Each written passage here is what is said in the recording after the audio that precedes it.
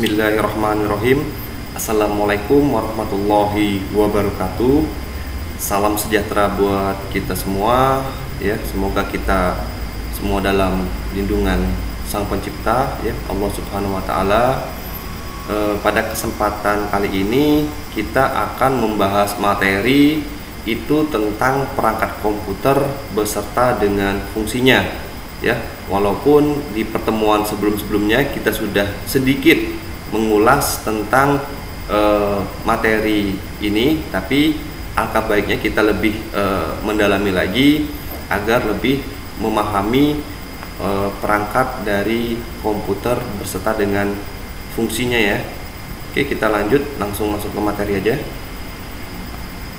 Nah, selanjutnya di sini kita lihat komponen, ada monitor ya beserta keyboard dan mouse yang terletak di meja mahasiswa ya. Di bagian bawah terdapat PC ya, diletakkan di bawah agar bisa lebih aman.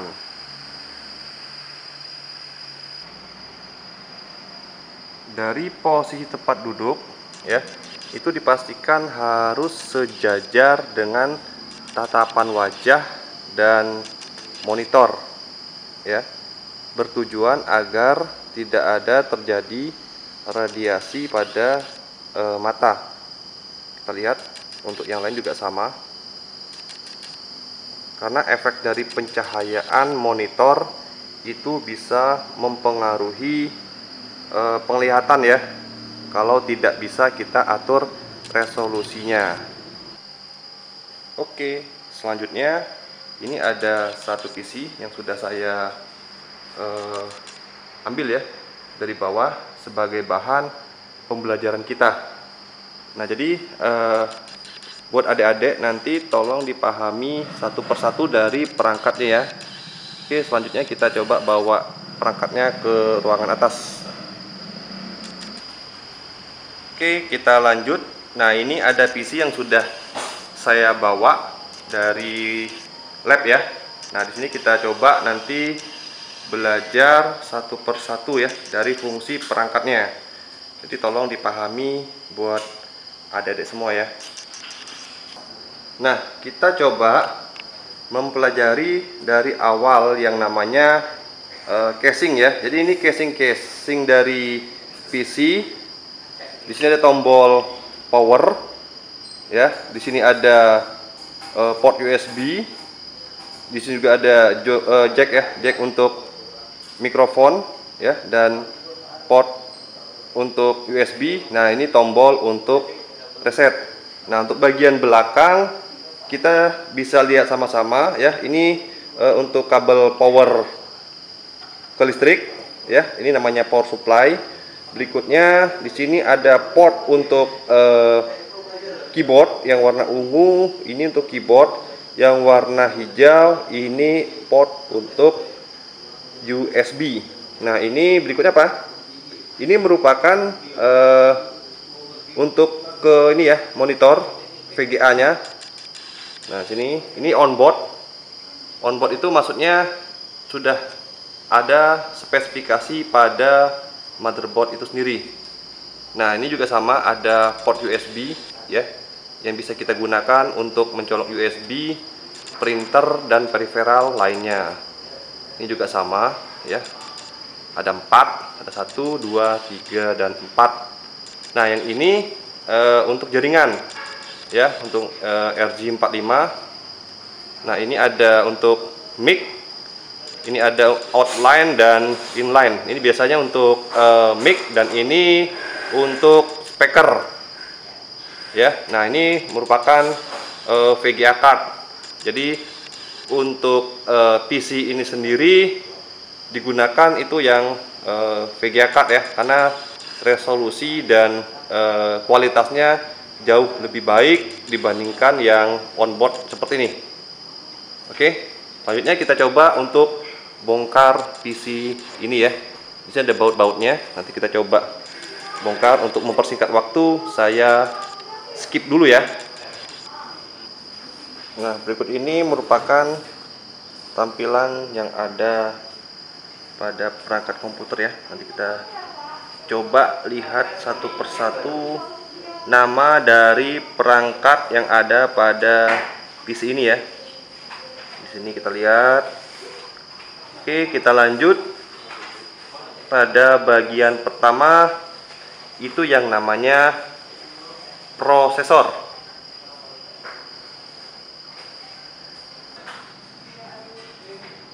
Oke, pada prosesor ya, yang pertama kita lihat di sini ada yang namanya heating fan. Itu merupakan kipas dari prosesor ya. Dimana cara membukanya itu kita harus memutar pada 4 sisi ini ya, 4 sisi ini harus kita putar, terus kita tinggal tarik. Nah, kalau saya tarik, nah ini dia. Nah, ini merupakan prosesornya ya, ini prosesornya terletak pada soket prosesor. Kita coba buka ya. Cara membukanya tinggal kita tarik ini ya, harap pelan-pelan karena dia sangat sensitif.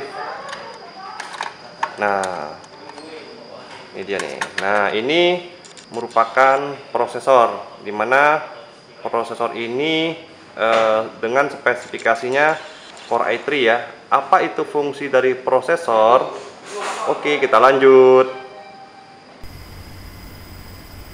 CPU, Central Processing Unit, yang kita ketahui, di mana CPU ini merupakan prosesor atau otak dari sebuah komputer.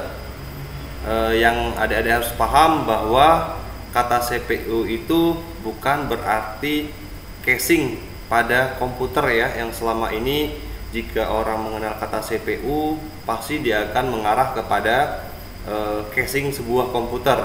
Sebenarnya CPU itu merupakan Central Processing Unit ya, atau yang kita kenal prosesor, di mana tempat memproses instruksi program atau melakukan instruksi yang kita lakukan pada komputer ya. Jadi pada komputer mikro juga sama ya, prosesor ini disebut dengan mikroprosesor. Berikutnya kita mengarah kepada bagian CPU. Jadi bagian CPU itu ada 3. Yang pertama itu control unit atau CU. Berikutnya ada yang namanya ALU ya, arithmetic and logic unit. Yang ketiga namanya register, itu bagian dari CPU ya. Nah, yang pertama kita mengenal yang namanya ALU ya, arithmetic and logic unit. Tugas utamanya itu melakukan semua perhitungan aritmatika atau matematika yang sesuai dengan instruksi program ya. Tugas lainnya itu melakukan keputusan dari operasi logika sesuai dengan instruksi program ya. Ini kalau kita mendefinisikan yang namanya ALU ya, arithmetic and logic unit. Nah, untuk fungsi dari CPU tadi ya, Central Processing Unit, yang pertama itu mengawasi ya, membimbing, terus mengontrol seluruh sistem komputer selama proses pengolahan. Jadi CPU itu juga bersifat tadi mengawasi, membimbing ya, mengontrol seluruh sistem komputer selama proses pengolahan. Berikutnya apa? Addressing main storage ya. Berikutnya apa? Storing information. Terus ada yang namanya arithmetic processing of data, terus ada logical operation ya atau operasi logika, terus sequencing instruction, yang terakhir on off input dan output. Nah, pada control unit itu mengatur dan mengendalikan semua peralatan yang ada pada sistem komputer. Jadi tugas dari control unit itu adalah ya, yang pertama itu mengatur dan mengendalikan alat input dan output. Yang kedua, mengambil instruksi-instruksi dari main memory. Yang ketiga, mengambil data dari main memory kalau diperlukan oleh proses ya. Jadi kalau diperlukan oleh proses. Yang keempat, mengirim instruksi ke ALU bila ada perhitungan aritmatika ya. Jadi kalau ada perhitungan aritmatika atau perbandingan logika serta mengawasi kerja ALU. Yang kelima, itu menyimpan hasil proses ke main memory. Nah, berikutnya itu kita mengenal namanya register ya. Jadi simpanan kecil dengan kecepatan tinggi, berikutnya lebih cepat 5-10 kali dibandingkan kecepatan perekaman atau pengambilan data di memori. Berikutnya itu digunakan untuk menyimpan instruksi dan data yang sedang diproses oleh CPU atau prosesor, sedangkan instruksi-instruksi dan data lainnya yang menunggu giliran masih disimpan di main memory atau RAM. Nah, berikutnya register juga merupakan ingatan ya sementara sebelum data tersimpan secara permanen di memori ya. Nah, terus kalau kita melanjuti dari jenis register berhubungan dengan instruksi ya, dimana introduction itu register ya atau IR atau program register. Satu itu digunakan untuk menyimpan instruksi yang sedang diproses ya. Terus program counter atau control counter, introduction counter ya, itu register yang digunakan untuk menyimpan alamat atau address lokasi dari main memory yang berisi instruksi yang sedang diproses. Nah, ini kita lihat bagannya ya. Di sini ada alat memproses ya, dimana kita sudah pernah mempelajari alat proses itu apa saja ya. Mungkin sebelum dia memproses, di sini ada namanya alat input ya. Sebelumnya sudah kita mempelajari alat input itu apa aja, fungsinya apa aja. Terus di sini ada alat proses sebelum dia masuk ke alat output. Di sini yang tadi barusan kita jelasin ya, ada yang namanya CPU ya, Central Processing Unit, dimana ada 3. Yang pertama tuh control unit, ALU, dan register. Di sini ada main memory. Main memory itu ada 2, RAM dan ROM ya. Dimana RAM itu sifatnya sementara, kalau ROM itu sifatnya permanen. Nah, dari sini kita bisa melihat bahwa fungsi dari CPU itu sebagai melakukan instruksi yang kita lakukan ya pada sebuah komputer.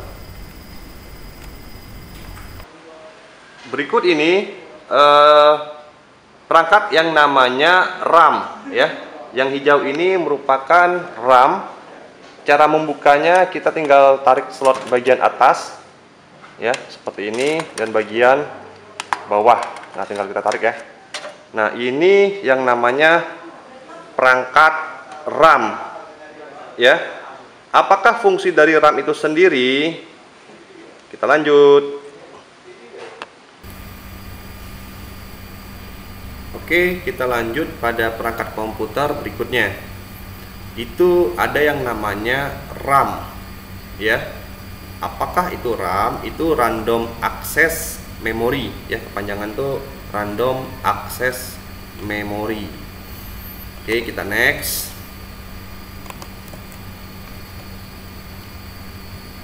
RAM adalah suatu memori yang bersifat sementara ya atau volet. Di sini dia berfungsi membantu kecepatan eksekusi pada pengolahan data. Ya, harus diingat bahwa kalau RAM itu sifatnya sementara, tapi kalau dia ROM itu bersifat permanen. ROM itu merupakan BIOS ya yang sudah kita pelajari sebelumnya, di mana BIOS itu terdapat yang namanya ROM, memori yang sifatnya permanen ya. BIOS itu terletak pada motherboard ya, tadi sudah kita lihat gambarnya beserta dengan penjelasannya. Nah, untuk RAM itu sendiri, semakin tinggi RAM yang kita gunakan, maka performance ya atau kinerja komputer itu akan berjalan sangat baik, atau di sini bahasa kita itu lebih cepat ya. Jadi dukungan dari RAM itu sendiri sangat mempengaruhi dari kecepatan komputer ataupun laptop yang kita miliki ya.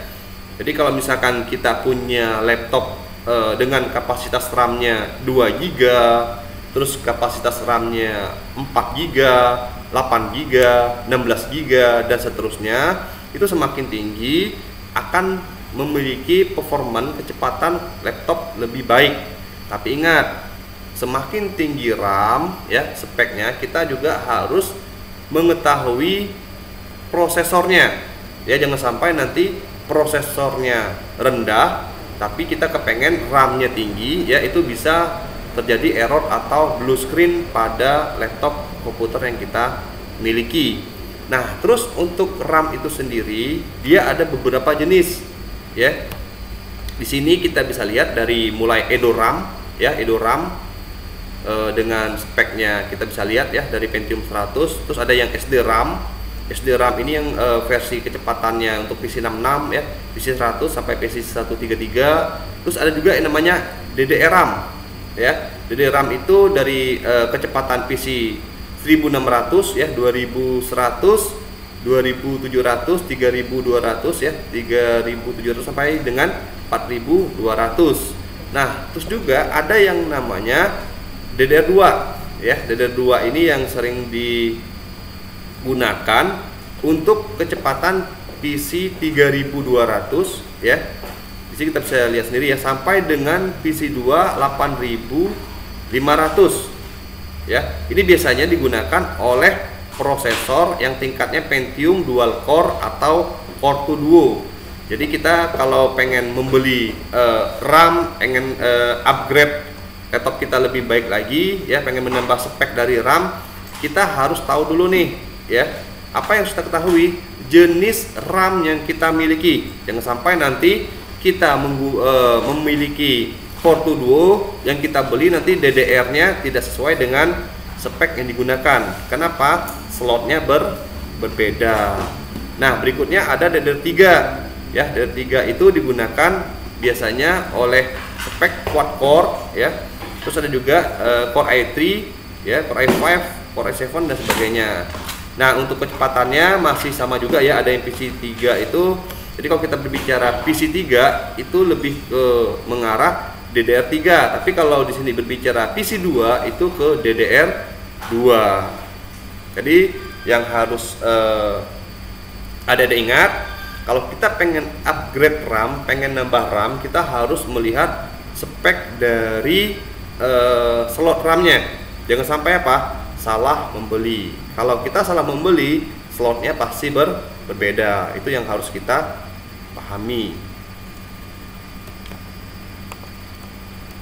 Nah, ini tampilan dari RAM ya. Ini tampilan dari RAM. Kalau yang ini tampilan RAM pada komputer atau PC. PC itu personal komputer ya. Nah, jadi tampilannya lebih besar ya, bentuknya lebih besar kalau pada RAM komputer. Tapi kalau kita melihat pada RAM laptop, dia bentuknya lebih minimal atau lebih kecil ya, lebih minimalis. Tapi kalau kita berbicara tentang speknya, dia sama ya. Jadi RAM itu jangan sampai salah nanti kita membeli RAM ada yang 1 giga ya, 1 GB, ada yang 2 GB, ada yang 4 GB ya, ada yang 8 GB.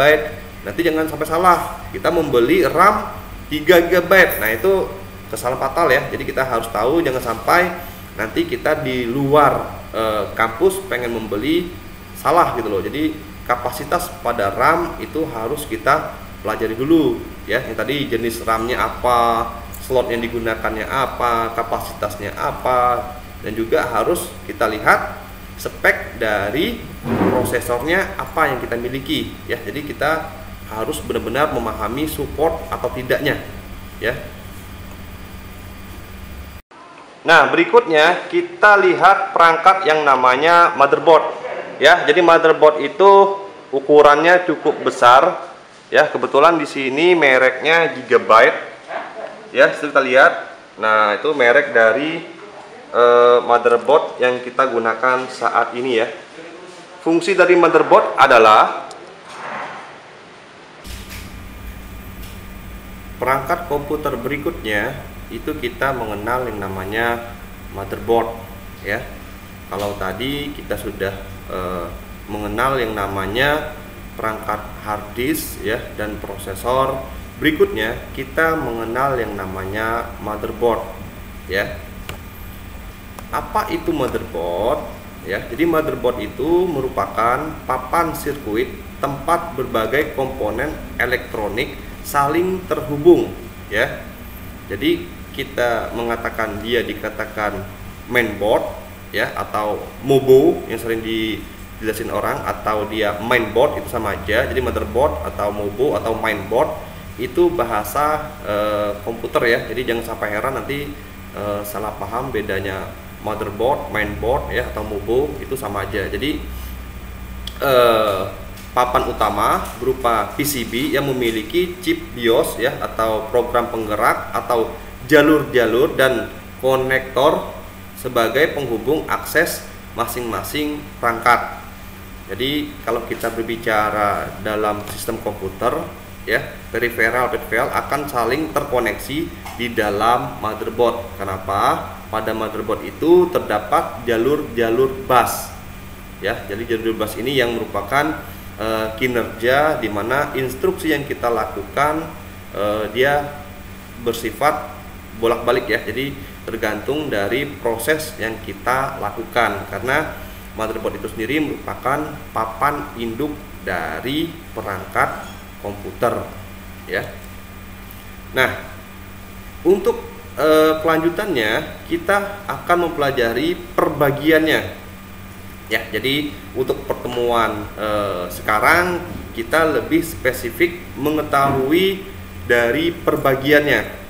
Yang pertama itu ada yang namanya soket CPU ya. Jadi soket CPU itu atau disebut dengan soket prosesor. Apakah itu soket prosesor ya? Itu merupakan tempat meletaknya prosesor ya. Jadi bentuknya seperti ini, bisa sama-sama kita lihat pada gambar ya. Jadi soket itu sendiri dikenal dengan soket leaf ya. Terus ada juga yang bersifat ZIF ya, ZIF leaf. Dan berikutnya ada juga yang model lama itu ada yang ZIP ya, atau disingkat dengan Zero Incertainty Performance ya, atau force. Di sini kita lihat soket prosesor yang sifatnya model baru. Di sini tertulis merek motherboardnya itu Asus ya. Nah, berikutnya ada yang namanya not bridge ya, yang terletak selalu berdekatan dengan soket prosesor. Jadi kalau ada bentuknya seperti ini namanya not bridge ya, chipset ini. Ini tampilannya yang warna kuning ya, dan sudah dilingkari warna hijau, yaitu merupakan salah satu komponen penting dari motherboard ya. Jadi not bridge ini adalah titik fokus dari motherboard ya, yang disebut juga dengan memory control hub. Not bridge ini terhubung dengan prosesor. Jadi di sini kita bisa lihat ada yang namanya chipset not bridge. Ini ada yang namanya, tadi kita udah belajar, prosesor. Tempat meletaknya prosesor namanya soket prosesor ya. Terus saya ulangi lagi bahwa not bread itu terhubung dengan soket prosesor, slot RAM serta slot AGP ya. Kalau soket prosesor itu tempat meletaknya prosesor. Kalau slot RAM itu tempat meletaknya RAM. Terus kalau kita berbicara dengan slot AGP, ini merupakan slot tempat meletaknya apa? VGA card. Tuh, kita lanjut. Nah, berikutnya ini juga termasuk yang namanya chipset. Jadi chipset itu pada komputer ada dua loh ya. Yang pertama not bread, yang kedua itu short bread ya. Jadi dua ini merupakan chipset yang ada pada motherboard ya. Nah, jadi kalau kita ngomongin tentang not bread, itu adalah dua kutub utama pada motherboard, di mana short bread itu terhubung dengan IDE primer dan sekunder, seperti konektor SATA, konektor floppy drive ya, slot PCI dan BIOS ya. Nanti kita akan mempelajari satu persatu ya dari bagian-bagian ini dan lebih paham nantinya. Nah, berikutnya ada yang namanya slot RAM, yang tadi sudah kita bicarakan bahwa yang namanya not bread itu terhubung pada soket prosesor, slot RAM. Nah, ini yang namanya slot RAM tadi nih. Jadi slot RAM ini adalah komponen pada motherboard yang digunakan untuk menyisipkan atau meletakkan RAM. Jadi tampilan seperti ini ya. Ini motherboard pada PC. Beda lagi kalau pada laptop ya. Nanti kita lihat di pertemuan berikutnya. Nah, ini yang namanya slot AGP. Apakah itu slot AGP? Slot AGP itu digunakan untuk memasukkan VGA card ya. Di sini yang masih bersifat serial AGP ya.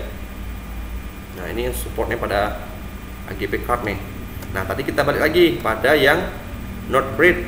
Tadi kita berbicara ada yang soket prosesor, terus slot RAM dan slot AGP. Nah, slot AGP itu tampilannya seperti ini ya. Itu slot AGP ini tempat kartu grafis atau kartu VGA. Jadi kalau kita berbicara kartu grafis atau kartu VGA itu sama aja ya, yang ditunjukkan pada pengguna yang hobi bermain game ya, atau 3D, yang hobinya dengan editing foto, video dan sebagainya. Nah, ini biasanya slot itu diletakkan di samping slot PCI. Jadi posisi AGP ini biasa cuma ada satu ya, nggak jauh dari slot PCI. Nah, ini yang namanya slot PCI yang tadi kita bilang ya. Ini yang slot AGP. Berikutnya itu yang namanya slot PCI. Apakah itu slot PCI? Jadi slot PCI itu kalau kita lihat pada motherboard ya, itu digunakan untuk meletakkan kartu LAN ya. Kartu LAN itu biasanya kita gunakan untuk jaringan ya. Terus kartu sound atau sound card, atau biasanya digunakan untuk TV tuner ya. Jadi ini merupakan tambahan peripheral dengan fungsi sesuai yang kita gunakan ya. Jadi misalkan kita pengen membuat menggunakan TV tuner, pengen nonton TV di komputernya, kita bisa membeli alat yang namanya TV tuner. Tapi di sini TV tuner yang sifatnya kartu ya, atau card yang bisa dipasang pada PCI. Karena apa? TV tuner itu ada dua versi ya. Ada yang sudah sifatnya tertanam pada kartu PCI, ada juga yang sifatnya eksternal yang langsung terhubung pada monitor.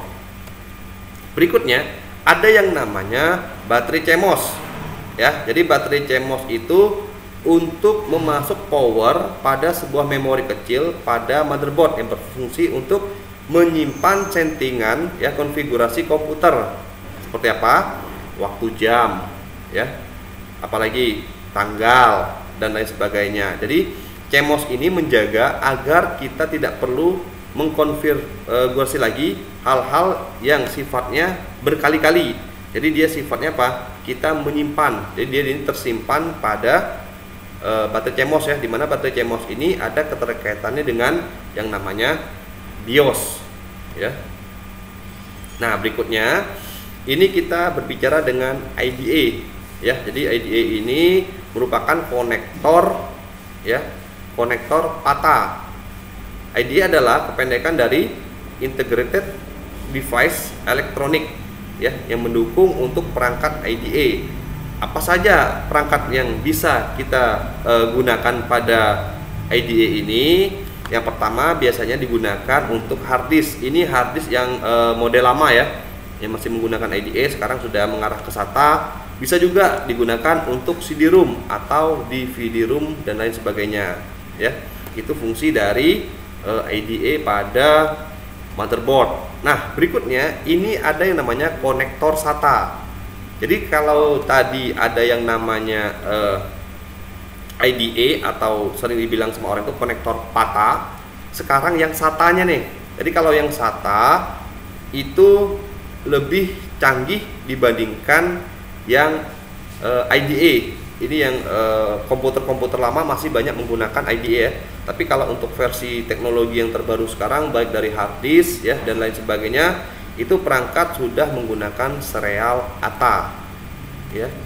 Berikutnya yang ke-10 itu ada yang namanya BIOS ya. Apakah itu BIOS? BIOS adalah Basic Input Output System. Nah, tampilannya seperti ini ya. Jadi ini termasuk jantungnya komputer. Karena apa? Di saat kita melakukan proses perakitan awal, kita pengen melakukan proses instalasi dari awal, itu dipastikan kita harus masuk ke BIOS. Sedangkan BIOS ya tampilannya seperti ini ya. Dimana letaknya? Dia terletak pada motherboard ya. Jadi titik awal pertama kali kita melakukan instalasi, kita akan melakukan settingan BIOS, dimana BIOS itu memiliki singkatan dari Basic Input Output. Berikut ini merupakan hard disk ya. Ini perangkat hard disk yang diletakkan di bagian ini. Nah, ini merupakan hard disk ya, untuk media penyimpanannya. Lebih detail kita pelajari ya, apa fungsi dari hard disk itu sendiri. Perangkat komputer berikutnya kita mempelajari tentang yang namanya hard disk. Apa itu hard disk? Jadi hard disk itu merupakan media penyimpanan pada komputer ya. Nah, jadi hard disk itu sendiri itu berupa magnetik pada piringan metal ya, yang berputar, yang terintegrasi. Jadi data yang disimpan dalam lingkaran hard disk merupakan piranti penyimpan sekunder, di mana data yang disimpan sebagai pulsa konsentris ya, yang disebut dengan track. Nah, track itu dibagi dalam beberapa segmen yang dikenal sebagai sektor ya. Jadi track itu dibagi dalam beberapa segmen yang disebut dengan nama sektor. Untuk melakukan operasi baca tulis data dari dan ke piringan, hard disk menggunakan head ya untuk melakukannya, yang berada di setiap piringan. Jadi head inilah yang bergerak mencari sektor-sektor tertentu untuk dilakukan operasi terhadapnya. Nah, terus untuk waktu yang diperlukan untuk mencari sektor tersebut itu disebut dengan sek time ya. Jadi setelah menemukan sektor yang diinginkan, maka head akan berputar untuk mencari track.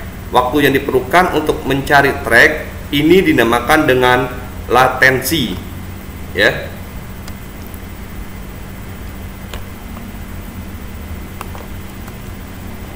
Nah, ini ada gambaran dari tampilan hard disk ya, yang tadi sudah dijelaskan. Ada piringannya ya, ada silindernya atau yang disebut dengan head tadi, dan beberapa fungsi dari bagian hard disk itu sendiri ya. Jadi kalau kita berbicara yang namanya komputer, semua data yang kita lakukan ya, baik itu kita lagi ngedit foto, kita lagi ngedit video, kita lagi ngetik, atau kita lagi melakukan program, atau kita pengen nge-save yang namanya hasil kerja kita atau file tersebut ya, baik dia itu file berupa JPEG ya, atau dia berupa file dokumen ya, Office, Word dan sebagainya, atau kita membuat listing program dan sebagainya, itu semuanya tersimpan pada hard disk ya. Jadi hard disk ini adalah media penyimpanannya. Ini yang paling ditakutkan ya, orang IT itu paling takut kalau hard disk ini bermasalah. Kenapa? Semua data-data perusahaan ya, semua data-data manajemen dan sebagainya, pemasaran, itu semuanya tersimpan pada hard disk ya. Kalau kita berbicara dengan mahasiswa, itu data mahasiswanya ya, baik itu data nilai atau data kehadiran sebagainya, itu masuk ke hard disk. Atau kalau kita berbicara dengan yang namanya perbankan, nah kalau perbankan itu biasanya itu berupa data nasabah, apakah itu berupa transaksi pembayaran atau saldo nasabah dan lain sebagainya, termasuk dengan perusahaan-perusahaan yang lagi berkembang saat ini ya. Nah, kalau kita berbicara dengan sejarahnya ya, ini nanti bisa kita pelajari ya, tinggal dibaca saja, yang dimana di sini ada perusahaan yang sudah sangat terkenal yang namanya IBM ya. IBM ini dari dulu hingga saat ini masih punya nama ya, masih sangat-sangat terkenal sekali. Berikutnya ada penjelasan tentang tren perkembangan hard disk ya. Jadi untuk hard disk itu sendiri dia ada beberapa kategori ya dari tren perkembangan hard disk sendiri. Yang pertama itu kerapatan data atau teknologi bahan, yang merupakan ukuran teknologi bahan yang digunakan, seberapa besar bit data yang mampu disimpan dalam satu satuan persegi.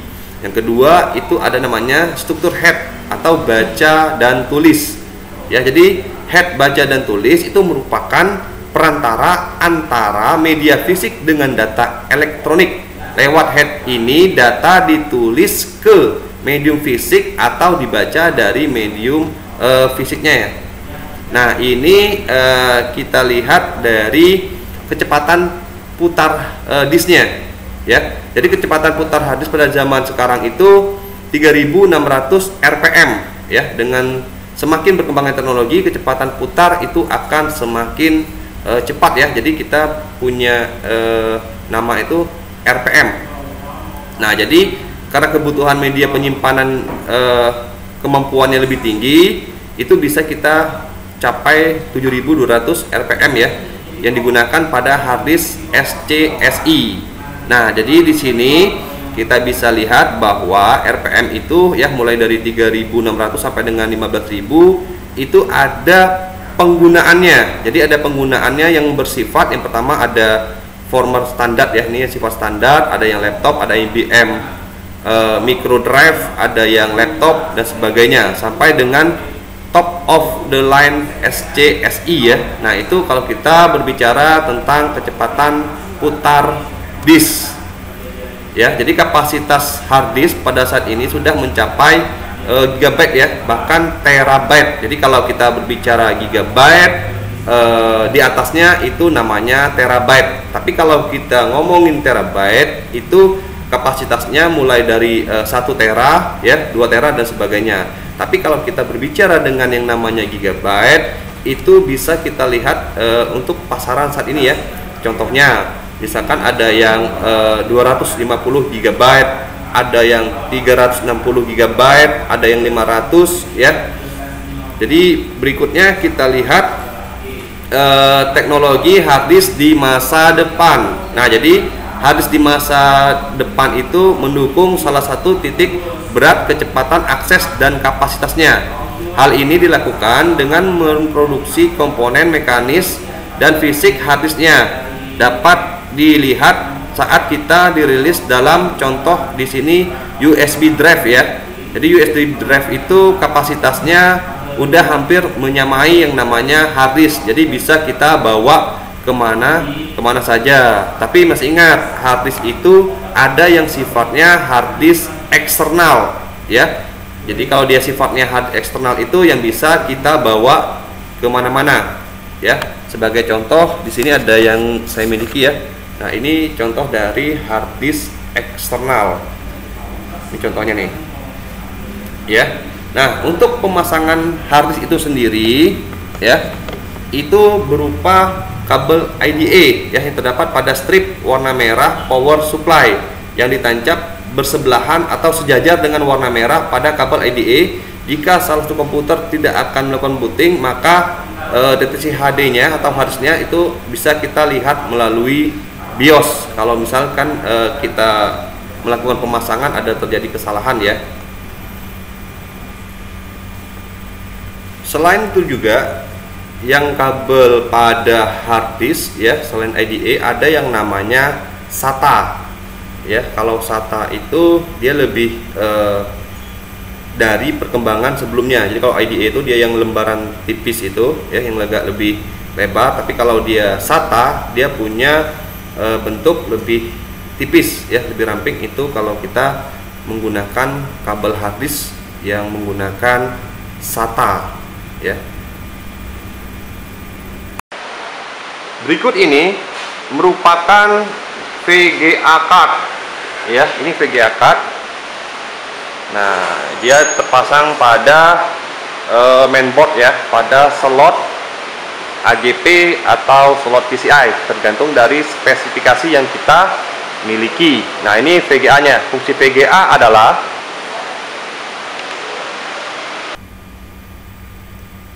kita lanjut ke perangkat komputer yang namanya VGA card ya. Jadi VGA itu merupakan singkatan dari Video Graphic Array ya. Ini adalah sebuah tipe standar dari koneksi yang berguna ya untuk perangkat video seperti monitor atau proyektor. Jadi VGA card ini ya, dia punya konektor yang terhubung pada monitor ataupun proyektor. Biasanya VGA ini dimasuk ke dalam jenis kabel ya, atau konektor dan port yang memang bisa digunakan untuk dapat menghubung monitor ke dalam kartu video. Tetapi pengguna dari VGA ini telah diganti dengan teknologi lebih baru ya, seperti HDMI yang sekarang ini kita kenal HDMI dan DFI ya. Hal ini tidak menutup kemungkinan juga VGA masih tetap menggunakan hingga saat ini. Jadi kalau kita mengenal kata VGA, teknologi sekarang ini yang bersifat HDMI ya dan DFI. Jadi sederhananya VGA atau Video Graphic Array ini adalah monitor standar yang dapat mengelola tampilan yang nantinya akan digunakan sebagian besar komputer maupun PC. Jadi apa? Kalau kita berbicara dengan yang namanya VGA card ya, itu merupakan tampilan. Jadi kalau kita pengen tampilan mendesainnya lebih baik lagi, kita pengen ngedit video ya agar nggak putus-putus lagi, kita pengen main game lebih cepat proses kerja jalannya, itu dipastikan kita harus menambah perangkat yang namanya VGA card. Tapi untuk teknologi sekarang yang onboard pun sudah memiliki spek hampir sama ya seperti VGA card. Kecanggihannya sudah semakin baik itu kalau kita memahami perkembangan dari VGA card itu sendiri. Berikutnya kita melihat tampilan di sini ada VGA card ya. Ini tampilan VGA cardnya dipasang pada tergantung ya, ada yang menggunakan slot AGP ya, yang spesialis untuk digunakan pada VGA card ya. Nah, terus di sini ada tambahannya ya, ini sejarahnya bisa kita baca ya, yang dikembangkan oleh perusahaan IBM pada tahun 1987. Terus resolusi masih sangat rendah ya. Jadi kalau bentuk-bentuknya terdahulu itu masih berpiksel sangat rendah, tapi saat ini sudah sangat super canggih ya. Sebagai contoh ada gambar berikut ini. Nah, ini contoh VGA nya. Jadi bentuk tampilannya udah besar sekali ya. Kita bisa lihat tampilan bentuknya ini sudah ke HDMI yang tadi kita sudah mempelajarinya. Ini pengeluarannya atau outputnya dia sudah berbentuk HDMI ya, gitu.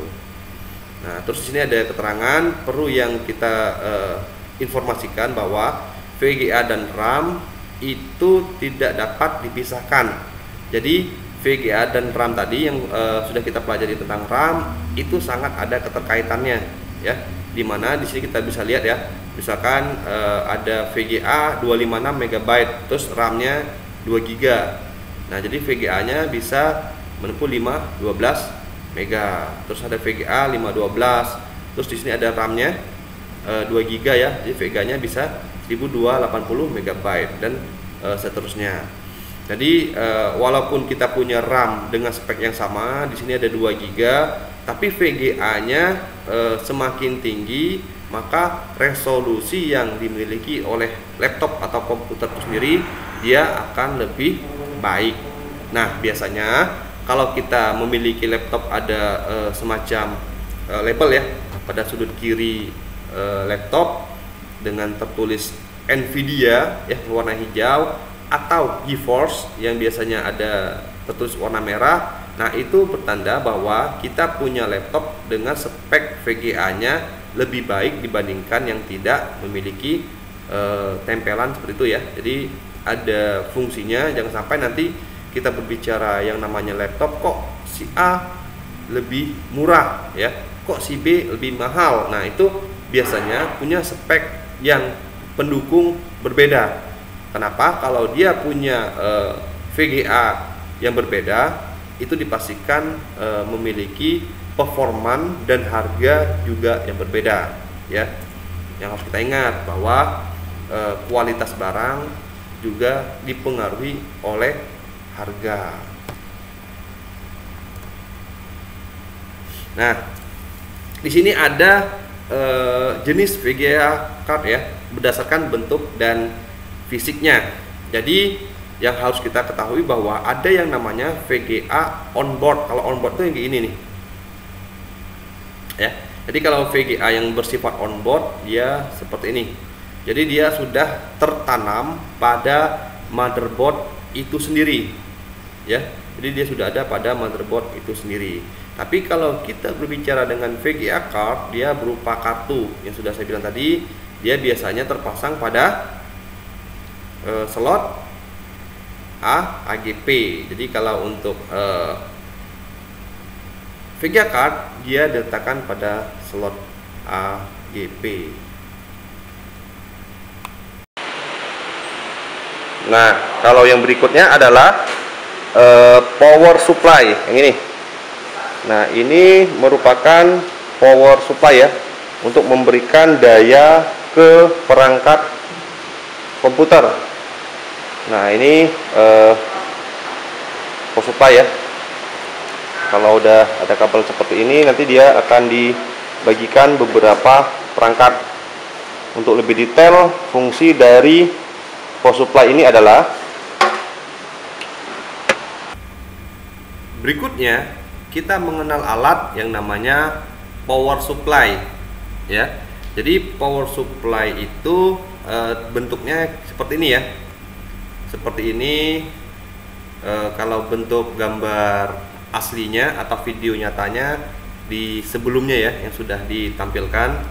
Nah, untuk power supply itu sendiri ya, itu merupakan salah satu perangkat hardware ya yang di dalamnya berupa casing komputer ya. Jadi fisiknya itu berbentuk kotak logam seperti video sebelumnya. Fungsinya Pak untuk menyalurkan ke beberapa perangkat seperti hard disk ya, terus kipas, motherboard, apa lagi, DVD room ya, DVD room dan lain sebagainya. Jadi perangkat-perangkat komputer yang ada pada casing ya, seperti tadi saya bilang ada yang namanya DVD room, ada yang namanya motherboard, ada yang namanya hard disk ya, dan lain sebagainya. Itu membutuhkan yang namanya power supply.